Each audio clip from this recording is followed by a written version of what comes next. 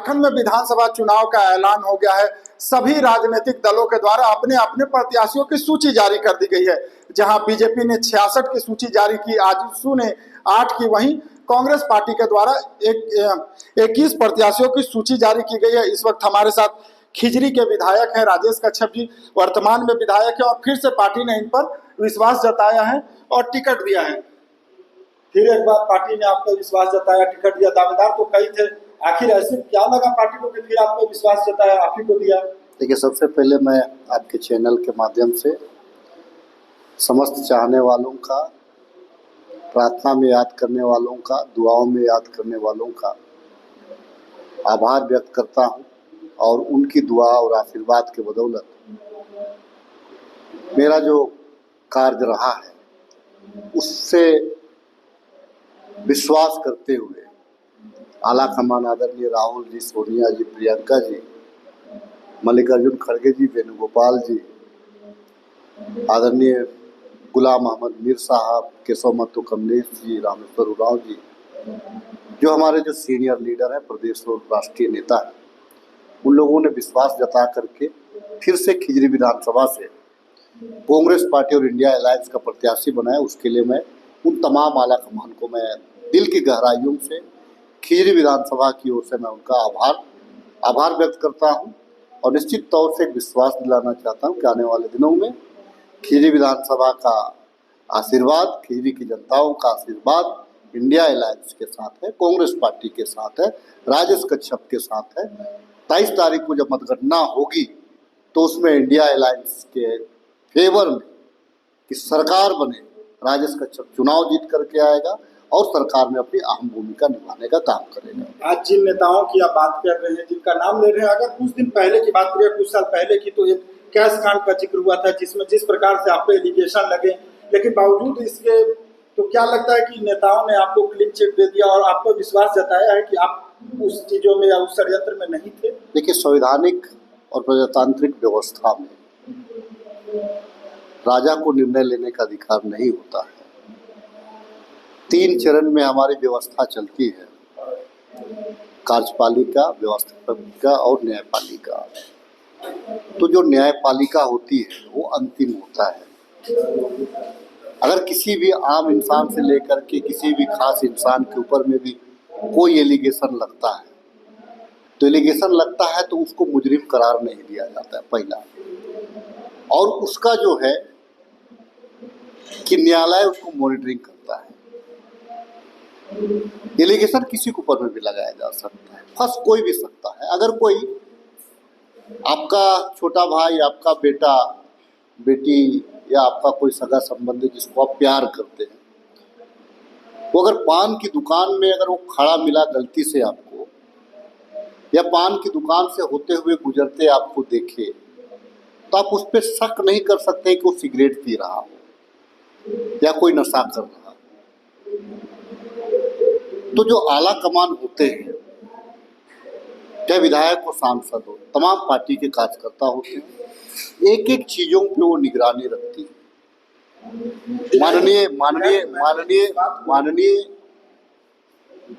झारखंड उच्च न्यायालय ने, कलकत्ता ने 0 FIR तो कभी मैंने सुना भी नहीं था, 0 FIR हुआ था, क्वैश कर दिया। तो क्वैश होने के बाद में मामला वहीं पे खत्म हो जाता है। और ये आज की बात नहीं है कि एक बार सरकार को विश्वास मत हासिल करना पड़ा, उसके बाद में भी हमने विश्वास मत में शामिल हुआ और सरकार में अपनी सहभागिता निभाई। बात को मैंने इसलिए पूछा क्योंकि आप ही के साथ गठबंधन में साथी है आरजेडी, उनके राज्यसभा के सांसद मनोज झा 2 दिन पहले वो प्रेस वार्ता कर रहे थे, सीटों के तालमेल को लेकर उन्होंने इसका जिक्र किया था कि कांग्रेस के विधायक ऐसे चीजों में संलिप्त है, हमारे नहीं। तो क्या लगता है इंडिया गठबंधन में सब चीज सही है? देखिए, वो राष्ट्रीय प्रवक्ता है आरजेडी के, लेकिन व्यक्तिगत अगर उनको लगता है, देखिए एक चीज मैं आपको ऐसे समझाता हूँ कि कोई भी व्यक्ति आइडियोलॉजी से कोई पार्टी को ग्रहण करता है।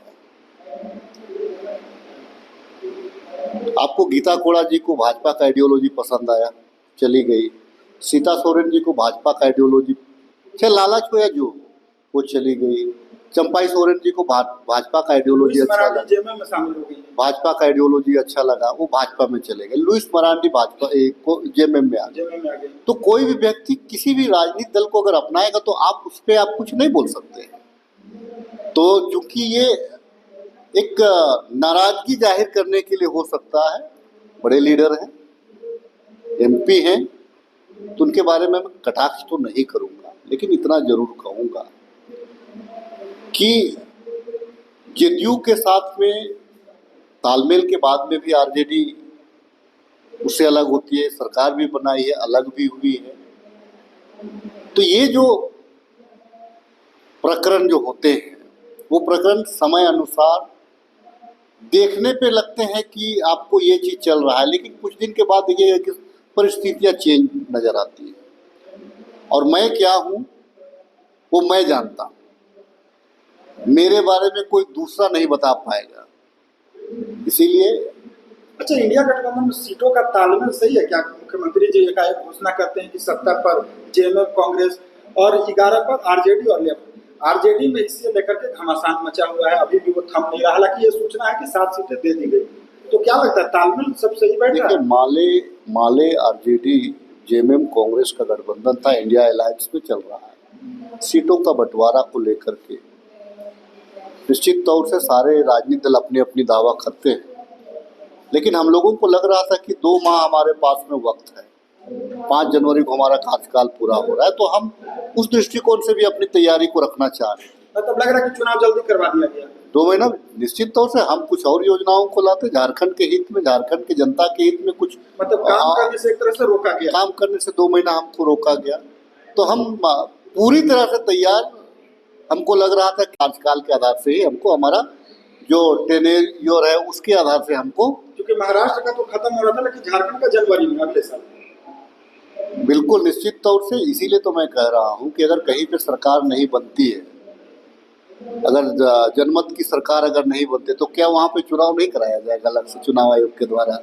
तो कार्यकाल पूरा करने देना चाहिए कोई भी राज्य को, क्योंकि जनता 5 साल के लिए चुनती है। अच्छा, जनता के बीच आप लोग जा रहे हैं, तो एक मैया योजना की आप चर्चा कर रहे हैं, इसके अलावा दूसरी योजनाओं की कोई वैसी चर्चा नहीं हो रही है? और कौन कौन सी योजनाओं को जनता के बीच जाएंगे? देखिए, मैं आपको बता दूं, जब हमको आवास नहीं मिला, प्रधानमंत्री आवास नहीं मिला, तो हम लोगों ने अब वो आवास शुरू किया। जब हमारी वृद्ध माता पिता को और हमारे दिव्यांगजनों को केंद्र सरकार के द्वारा प्रदेश के लोगों को, प्रदेश के जो निसहाय लोग हैं उनको जब पेंशन नहीं मिलने लगा, आज भी अप्रैल माह से नहीं मिला है, जो केंद्र से जो 15% जो आवंटित होता है, तो हम लोगों ने सर्वजन पेंशन लागू किया, जो हम रेगुलर दे रहे हैं। हम लोगों ने मैया सम्मान योजना की शुरुआत की, हम लोगों ने बिजली बिल माफ़ किया, हम लोगों ने 200 यूनिट बिजली बिल माफ़ किया, हम लोगों ने किसान लोन 2 लाख रुपया का माफ़ किया। लेकिन विधायक जी, रोजगार का जो वादा किए थे आप लोग 5 लाख, वो तो पूरा नहीं किया, बेरोजगारी भत्ता भी नहीं दिए। आप मुझे एक चीज़ बताइए, जितना नौकरियां हैं, तमाम नौकरी तो कोर्ट में फंसा हुआ है, तमाम के तमाम नौकरी कोर्ट में फंसे। आखिर क्यों फंसे हुए? इसीलिए फंसे हुए कि लोग तो झारखंड के हैं, एसटी को तो जो उनका कोटा है वो मिल रहा है, एससी को जो उनका कोटा है मिल रहा है, ओबीसी को जो उनका कोटा है मिल रहा है, लेकिन जो जनरल कास्ट में, अब देखेंगे कि जनरल कास्ट में जिनका आधार कार्ड यहाँ का नहीं है, जिनका वोटर कार्ड यहाँ का नहीं है, जिन्होंने कभी अपना मतदान तक सरकार को नहीं किया है, वैसे वैसे लोग नौकरियां कर रहे हैं, तो किनका भला हो रहा है? तो ज़्यादातर मामले पीआईएल करके लोग कोर्ट में फंसा हुआ है। तो हम लोग इसीलिए एक सशक्त स्थानीय नीति, इसीलिए हम लोगों ने 9वीं अनुसूची के लिए हम लोग भेजने का प्रावधान है, ताकि एक्ट बन करके वो कैबिनेट से पारित ना रहे, वो एक्ट बन करके सेंट्रल से हमको वो एक्ट बन के कानून में संशोधन कराते हुए हमको ये मिले कि भाई ये परमानेंट यहाँ के बच्चों को, यहाँ के युवाओं को हम नौकरी दे सके, चाहे वो 27% ओबीसी आरक्षण की बात हो, चाहे वो हमारा स्थानीय नीति 1932 की बात हो। तो हम इसमें स्थायीकरण चाहते थे। बहुत सारे विकल्प हैं, हम लोग भी जानते हैं कि बहुत सारे लोग आज़ादी से पूर्व में यहाँ वास करते हैं, लेकिन उनके पास में नहीं, उनके लिए अलग से व्यवस्था थी, अलग से प्रावधान किया जाता है। लेकिन भाजपा के लोग, चूंकि कोई मुर्मू है, उनके माध्यम से PIL करवा दिया अच्छा, महाम। बांग्लादेश घुसपैठ का मुद्दा रहेगा इस बार चुनाव में? अच्छा आप बताइए। विपक्ष कह रही है कि बांग्लादेश घुसपैठ में आप लोग चुप रह रहे हैं। अच्छा एक चीज, दोषीवार अगर बांग्लादेश में कोई घुसपैठ अगर घुसा भी होगा तो दोषीवार कौन है? बॉर्डर का रक्षा करना किसकी दायित्व है? अमित शाह जी को इस्तीफा दे देना चाहिए ना।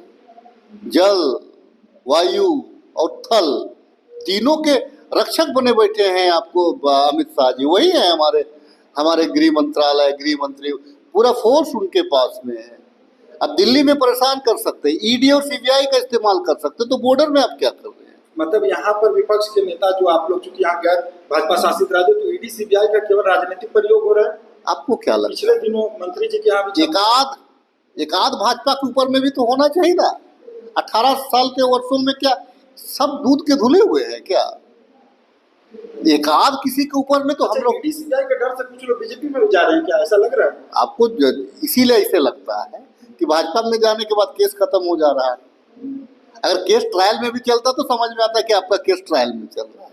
आप तो पूरी तरह से आप वॉशिंग मशीन में धूल डाल करके आ गए और वो जो रिन का डिटर्जेंट लगा करके व्हाइट हो गए। बंगाल उदाहरण है, पूरा देश उदाहरण है, बंगाल उदाहरण है, झारखंड उदाहरण है।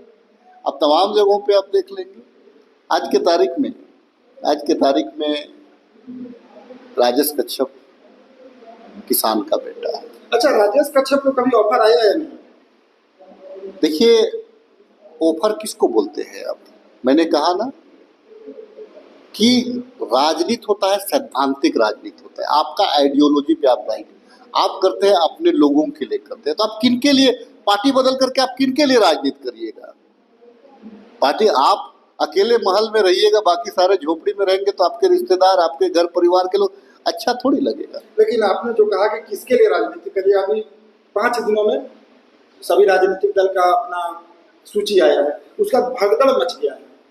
देखिए मैं दर्जन लोग बीजेपी छोड़ के जेएमएम में चले गए।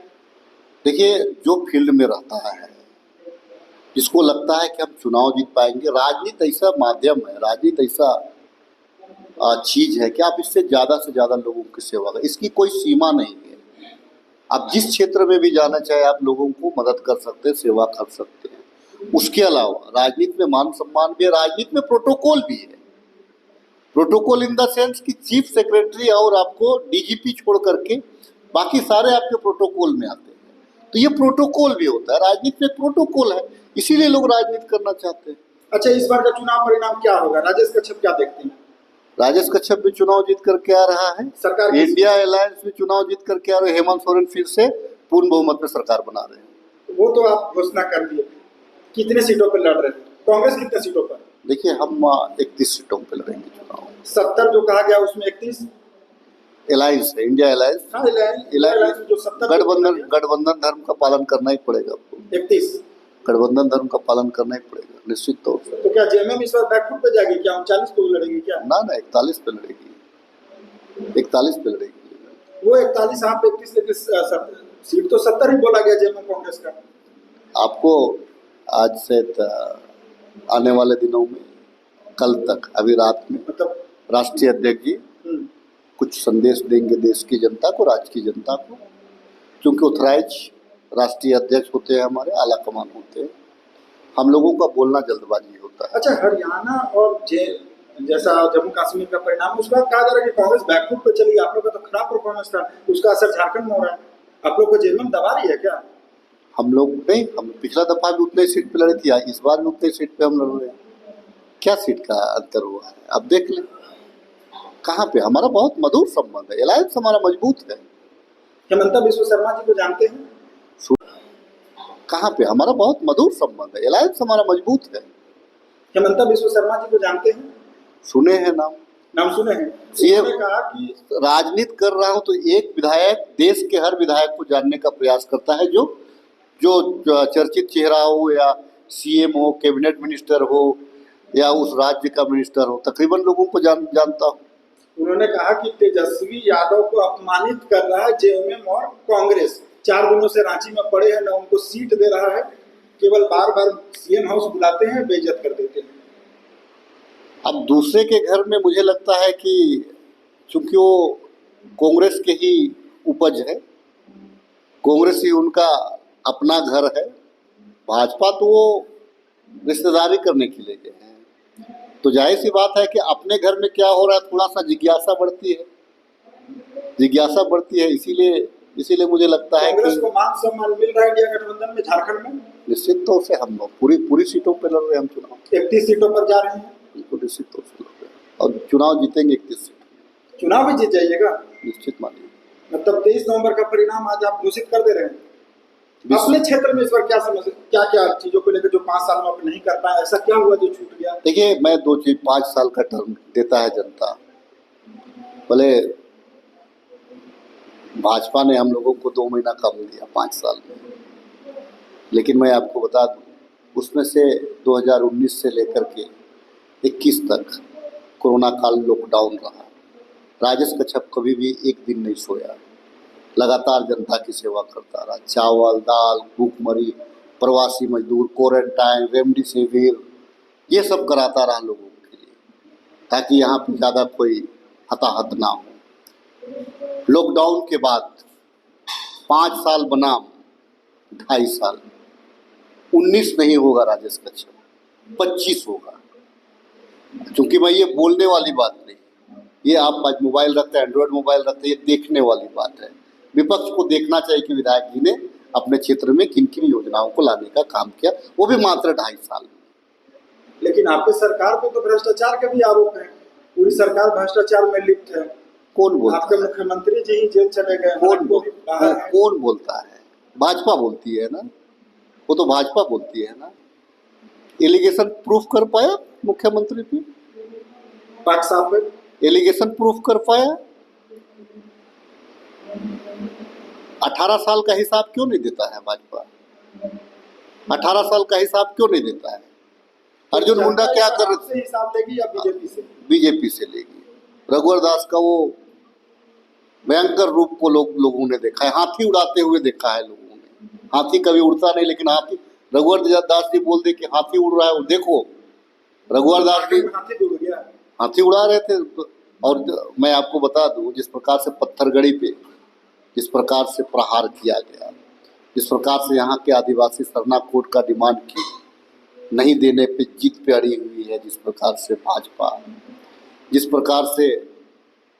भाजपा के लोग यहाँ डेमोग्राफी के नाम से जमीन पे अतिक्रमण कर रहे हैं। मैं एक चीज़ आपको बता दूं, रांची शहर में भी डेमोग्राफी चेंज हुआ है, और जहाँ डेमोग्राफी चेंज हुआ है ना, इंडिया अलायंस को वोट नहीं पड़ता है,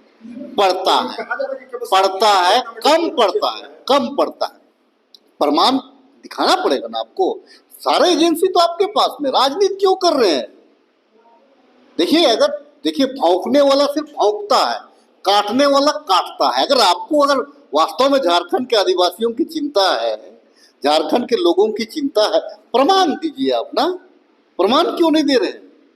चूंकि राम मंदिर का मामला तो खत्म हो गया, चूंकि अयोध्या रामलला ने आपको औंधे मुँह चटा दिया, आपके पास में हिंदू मुसलमान का जगह नहीं है।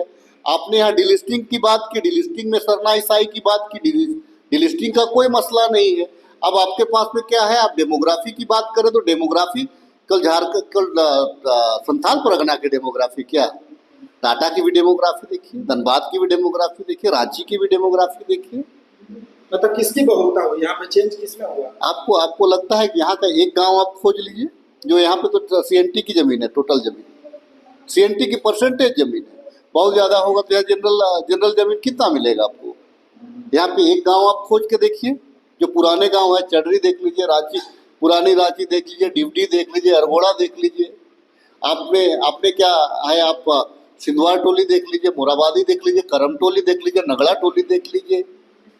आप देख लीजिए कहाँ पे है डेमोग्राफी, कहाँ पे अगर पुराना गांव है तो आप मुझे बता दीजिए। अच्छा विधायक जी, एक अंतिम सवाल, 81 में कितनी सीटें लेकर आ रहे हैं इंडिया गठबंधन वापस? 57 सीट लाएंगे, होमवर्क मैं करके आपको बता रहा हूँ। 57 ही क्यों, 60 क्यों नहीं? या नहीं, मैं भाजपा की तरफ थोड़ी हो कि 80 पार थोड़ी बोलता हूँ। मैंने कहा ना, एग्जैक्ट फिगर मैं आपको बता रहा हूँ, 57 सीट। 57 मेरा होमवर्क है। कांग्रेस की कितनी होगी उसमें? मैं बता रहा हूँ ना, इंडिया अलायंस। अच्छा चलिए, इंडिया अलायंस की तो आप आकलन कर लीजिए, कांग्रेस कितने सीटों पे लड़ रही है, जेएमएम कितने सीटों पे लड़ रही है। 57 सीट पे तो जेएमएम भी नहीं लड़ रही है, तो आप आकलन कर लीजिए। आप 57 सीट लेकर के हम लोग वापस आ रही है। 23 तारीख को हम लोग मिलेंगे। 24 तारीख को मैं अपने आवास पे आपको मिठाई खिलाऊंगा। बिल्कुल। तो ये थे राजेश कच्छप, खिजरी के वर्तमान में विधायक है। फिर एक बार पार्टी ने इन पर भरोसा जताया और इन्होंने कहा कि 57 सीट यानी 81 में 57 सीट लेकर वापस इंडिया गठबंधन आ रही है। 23 नवंबर को चुनाव का परिणाम आधिकारिक रूप से आएगा। इन्होंने आज ही ऐलान कर दिया 57 यानी 57 सीट के साथ इंडिया गठबंधन वापस आ रही है। मुद्दों की बात करें तो बीजेपी जहां संथाल परगना की डेमोग्राफी चेंज की बात कर रही है, इन्होंने कहा कि राजधानी रांची हो, टाटा हो या धनबाद, डेमोग्राफी हर जगह बदली है, उस पर भी बात होनी चाहिए। 1932 के खतियान पर होनी चाहिए बात होनी चाहिए सरना धर्म कोड की। और एक जो इन्होंने बड़ी बात कही कि बाहर के जो नेता आते हैं वो कहीं ना कहीं यहाँ की राजनीति को प्रभावित कर रहे हैं, यहाँ के लोगों को प्रभावित कर रहे हैं। अब इंडिया गठबंधन या कांग्रेस की बात करें, 70 सीटों पर जहां दावा हुआ था कि जेएमएम और कांग्रेस, इन्होंने कहा कि 31 पर कांग्रेस चुनाव लड़ने जा रही है। 21 की सूची आ गई है, बाकी यानी 10 की सूची आ जाएगी। परिणाम क्या होगा ये तो जनता बाद में देखेगी, जनता तय करेगी, हम लोग बाद में देखेंगे। लेकिन फिलहाल राजेश कच्छप ने परिणाम अपने तरफ से घोषित किया है। 57 यानी 57 सीटों के साथ इंडिया गठबंधन वापस आ रही है। TV9 के लिए रांची से मैं अशोक कुमार।